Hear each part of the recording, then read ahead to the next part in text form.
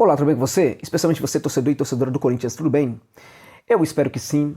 Vamos nesse vídeo falar sobre o novo técnico do Corinthians, o novo técnico que ainda não chegou. Esse técnico está sendo procurado pela gestão do Corinthians. A gente não sabe, mas bem provável que o acerto esteja muito próximo ou não. Acho que o Corinthians está trabalhando muito bem nesse sentido. Acho que essa demora é justa, é normal, justificável. Não pode demorar muito, mas também não tem jeito. A busca por um grande técnico implica sim esse tipo de problema da demora. Sobretudo quando esse técnico vem do exterior, notadamente quando vem da Europa. Então tudo complica um pouco mais, mas eu acho que o Corinthians está agindo corretamente em procurar esse técnico e não desistir da ideia de buscar um técnico estrangeiro, ainda que pareça um tanto quanto complicado. Eu ainda não descarto o Vitor Pereira no Corinthians, eu ainda não o descarto. Eu acho que essa conversa de que é muito difícil e tal, isso é realmente um pouco verdadeiro, mas eu acho que isso se aplica também a muitos outros técnicos europeus. Nós não sabemos se essa conversa também não é aí uma espécie de fumacinha, né, para disfarçar e facilitar a contratação desse técnico pelo Corinthians. É uma hipótese, é possível ou não. É muito provável também que tudo bem, que realmente não esteja dando certo a tentativa pelo Vitor Pereira e que um outro técnico aí esteja em vista. O nome da vez aí, o nome que está sendo especulado é o do Luiz Castro. Nós vamos falar sobre ele nesse vídeo aqui, falar das principais características desse técnico e quais seriam as vantagens dele treinar hoje o Timão, quais seriam os problemas que ele precisaria corrigir no Corinthians para fazer com que essa equipe se tornasse extremamente protagonista, como precisa ser e como deve ser, por ser a equipe do Timão no futebol brasileiro e também na América Latina. Vamos lá, gente. Antes disso, eu vou pedir sua permissão para abrir um parêntese, se você me permite, e falar que este vídeo tem um patrocínio da 1xBet, que é uma casa de aposta para você que curte uma aposta esportiva, uma casa de aposta extremamente confiável, respeitadíssima, na verdade, tida na Europa como uma das mais sérias, né? Fiz pesquisa sobre isso, inclusive na Inglaterra, para trazer esse patrocinador para o meu canal. E a 1xBet é uma casa de aposta que tem ali os grandes jogos do futebol mundial ali na sua página e também aqueles jogos que aos nossos olhos são grandes. Hoje, por exemplo, a gente vai ter ali algumas partidas interessantes que eu acho que dá para você que curte uma aposta, fazer sua aposta esportiva. Eu acho, por exemplo, que o Santos contra o São Bernardo é um jogo de duas equipes que precisam vencer. Acredito que vai ter, no mínimo, 2 gols nessa partida. O Santos precisa vencer. Curiosamente, se o Santos vencer, o Santos pode ajudar o São Paulo. Se o Santos empata, a coisa talvez complique um pouquinho mais para o São Paulo. Mas se o Santos vence, ele acaba ajudando um pouco o São Paulo na sua briga para conseguir se classificar aos playoffs. No mesmo horário, às 19 horas, o Flamengo vai jogar contra o Audax. O Flamengo perdeu o Fla-Flu, né? Muitas questões foram colocadas aí para o trabalho é isso mesmo, do Paulo Souza, e acredito que nesse jogo o Flamengo vai tentar buscar a vitória, evidentemente, e acho que tem muito futebol para conseguir essa vitória, apesar da equipe ainda ter ali algumas questões para se resolver. Às 20 horas, uma hora depois, o Fluminense, que venceu no Fla-Flu, vai encarar outro clássico, o Botafogo, no jogo em que, para mim, é Botafogo ou empate essa partida aí. Botafogo não deve perder essa partida para o Fluminense. Às 21 horas, quem vai jogar, meus amigos, na Neoquímica Arena? O Timão. O Timão vai entrar em campo contra a equipe do Mirassol. A ideia dos dirigentes do Corinthians era contratar um técnico e anunciar esse técnico ainda no começo da semana, de forma que esse técnico pudesse estar nesse jogo do Timão contra o Mirassol na Neoquímica Arena. Não foi possível, mas tentativas foram feitas exaustivamente para que isto se tornasse uma possibilidade. Não aconteceu, agora o Timão está aí na busca de tentar realmente contratar o Vitor Pereira, por que não, ou mesmo outro técnico, e o Luiz Castro, como eu disse, é o técnico da vez, né, meus amigos? Então é o seguinte, ó. Fechando parênteses, se você realmente não é cadastrado aí, antes disso, fechar parênteses, lá na 1xBet, use o link que está na descrição desse vídeo também no comentário fixado. Se cadastre, tá certo? Use o código promocional 1xJosa para você dobrar o valor do seu primeiro depósito. Tá bom, meus amigos? Muito obrigado. Vamos voltar então a falar do novo técnico do Corinthians, que ainda não foi, evidentemente, anunciado, que ainda ninguém sabe quem é. O Vitor Pereira é um técnico, eu já fiz um vídeo nesse canal sobre ele, é um técnico que, na minha opinião, ainda é um técnico que o Corinthians não desistiu dele, mas, aparentemente, diante de algumas dificuldades que estão aparecendo, o Corinthians estaria mirando em outro nome, e o nome da vez, bem especulado agora, é o do técnico português Luiz Castro. Ele tem 60 anos, teve aquela clássica passagem, né, de formação por várias equipes pequenas do futebol português, chegando a uma equipe média, de lá ele salta para a equipe do Shakhtar Donetsk, foi campeão lá na Ucrânia, e depois ele foi para o Al-Duhail, ali do Catar, que é uma equipe tão poderosa ali como Al-Saad, mas é uma equipe que estava muito em baixa antes da chegada do Luiz Castro. Uma equipe que, diante do Al-Saad, parece que não tinha muita força, muita personalidade. Era uma segunda força. Hoje não, hoje divide perfeitamente ali o poder com o Al Saad. São as duas mais importantes equipes hoje ali do Catar. E isto muito graças à personalidade futebolística que o Luiz Castro deu para a sua equipe. Eu acho que é um nome interessante, é um nome realmente muito interessante. Como é que joga a equipe do Luiz Castro? Geralmente de forma propositiva, gente, ofensiva. É um técnico que é partidário do jogo. Olha que interessante. O jogo precisa ser bonito, e também competitivo. Um jogo bonito pode, esse é o ponto, um jogo bonito pode e deve ser competitivo. Isso é muito interessante, né? Ele pode ser bonito e competitivo ao mesmo tempo. Ele não abre mão disso. Ele fala, inclusive, que se for possível, tudo bem, vai abrir mão, por exemplo, de um jogo mais plástico, mais bonito. Mas, na medida do possível, ele acha que vai sempre procurar fazer com que suas equipes joguem de maneira bonita e também competitiva. Até porque, para ele, uma coisa não é apenas questão de beleza. Uma equipe que joga com posse de bola, com troca rápida, com aceleração de jogo no momento certo, com cadência ao mesmo tempo, em alguns setores do campo, com o meio de campo sendo ali um cérebro, ao mesmo tempo sendo apenas um lugar de passagem rapidamente da bola, né? Tudo isso para ele, mas tudo com dinamismo incrível em várias fases do jogo, tudo isso faz com que o jogo fique bonito. Agora, ao mesmo tempo, tudo isso é importante para que o jogo fique competitivo e para que a equipe se torne uma equipe competitiva. Se ela consegue praticar esse tipo de jogo, ela vai ser competitiva. Então, portanto, o futebol bonito está casado com o futebol competitivo. Lembremos, por exemplo, do Barcelona, do grande tempo do Barcelona, do Guardiola. A gente tinha um futebol muito bonito, talvez um dos mais belos da história do futebol, pelo menos entre os clubes, e ao mesmo tempo era extremamente competitivo. Lembremos, aquele Barcelona não levava muitos gols, inclusive. Era uma equipe que mesmo defensivamente, embora jogasse de forma muito ofensiva, também tinha uma ótima defesa, aquele Barcelona. Essa é a ideia, dá para jogar de forma bela e ao mesmo tempo competitiva.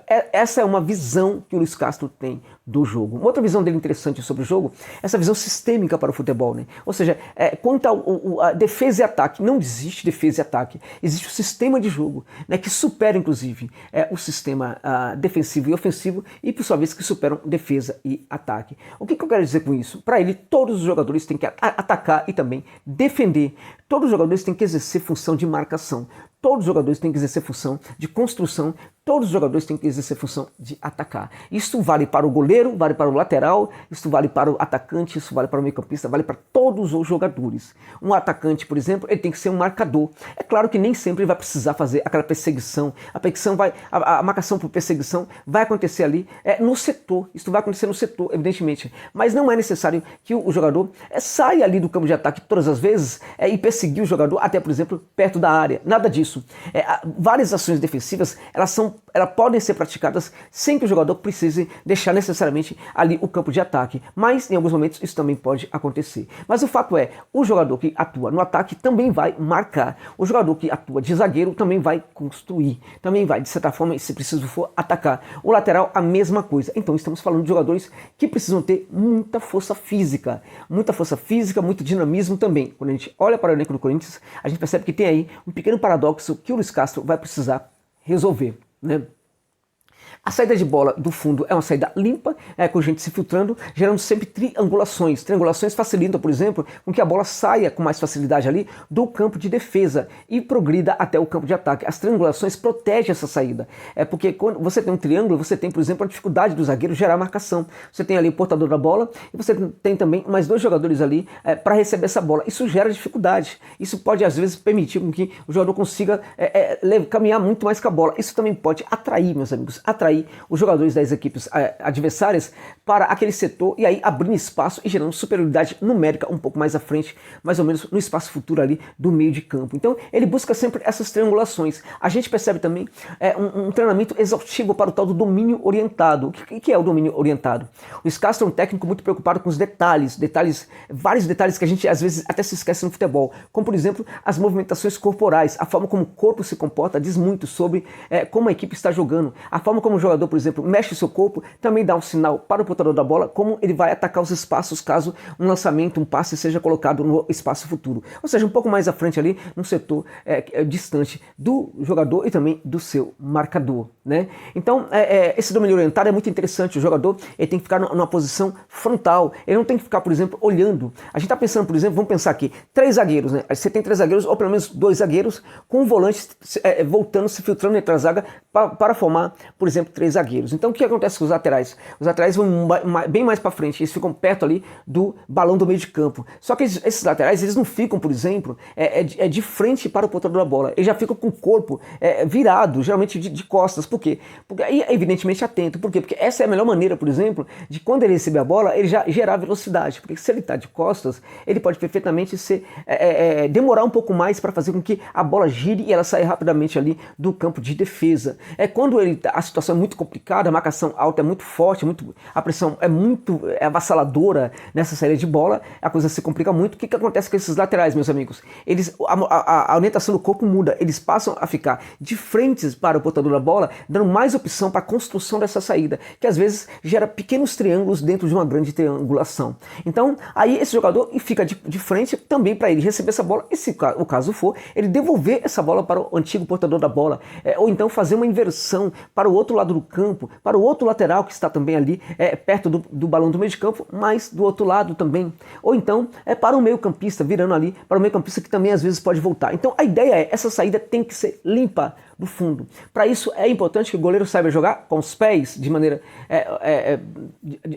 assim, prioritariamente, né? Não é uma obrigação, mas é muito importante que o goleiro saiba jogar com os pés, até porque todos são construtores de jogo. Isso faz parte da filosofia do Luiz Castro. Então, o que acontece? A ideia, na verdade, é que essa saída funcione sempre, e ela precisa ser importante, construtiva desde o seu começo. Se for possível fazer um lançamento, esse lançamento tem que acontecer. Quando a equipe vai progride para o campo de ataque, a gente percebe também a presença das triangulações, e quando a equipe chega ali no terço final, o chamado último terço do campo, a gente percebe muitos jogadores ali chegando, tentando atacar. Alguns jogadores tentam aprofundar, outros jogadores tentam aí ampliar ao mesmo tempo o campo. Para quê? Para gerar opções, para esticar a defesa, para também levar a defesa ao máximo possível perto da linha de fundo. Para quê? Para ganhar espaços, e ganhando espaços você pode ter o ataque a esses espaços com muito mais facilidade. O Luiz Castro pensa em tudo isso. É um técnico que gosta de mais ou menos de uma linha de um 4-2-3-1. Esses dois volantes são muito criativos. Na verdade, o Corinthians tem hoje esses jogadores. Essa linha de 3 é de um dinamismo impressionante, muito dinâmico mesmo. O centroavante é um cara que geralmente sai muito da área, geralmente ele está ali como referência no centro da área, mas em geral também ele sai da área, ele vai para o lado do campo e tudo mais. E quando isso acontece, um outro jogador ocupa o lugar do centroavante. A gente está falando de jogo de posição, que o cara sai do lugar, mas ao mesmo tempo essa posição não deixa de ser ocupada preferencialmente, meus amigos.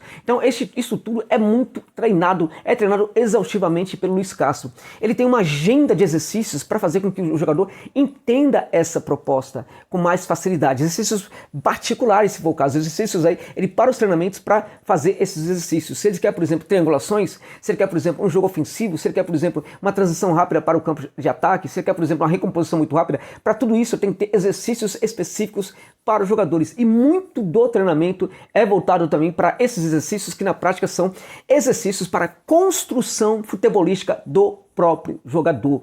Então, na verdade, o que acontece com a equipe do Luiz Castro é que os jogadores tendem a entender muito qual é a proposta, porque essa proposta é treinada no seu detalhe e a partir de exercícios específicos ali, justamente no momento de treinos. Então, o jogador, quando entende, o jogador acaba aceitando, ele acaba aderindo à proposta do técnico. E, em geral, o Luiz Castro tem um ótimo vestiário, porque os jogadores gostam muito da proposta de jogo dele. É muito ofensivo, sim. É um jogo, por exemplo, que o centroavante tem que ter ali um trabalho muito moderno. É um jogo que o pessoal do lado do campo às vezes vira meias também, com os laterais ou alas indo para o fundo do campo. Tudo isso ali acontece, mas há profundidade, há também a verticalidade, há um toque de bola quando precisa, a cadência quando é necessário também, o cadenciamento ali do jogo, né? Quando não for possível, por exemplo, colocar uma bola ali no costado da zaga, essa bola vai ser trocada ali de uma maneira interessante até se achar um espaço, mas não é uma posse improdutiva. E quando se perde essa bola, Josa?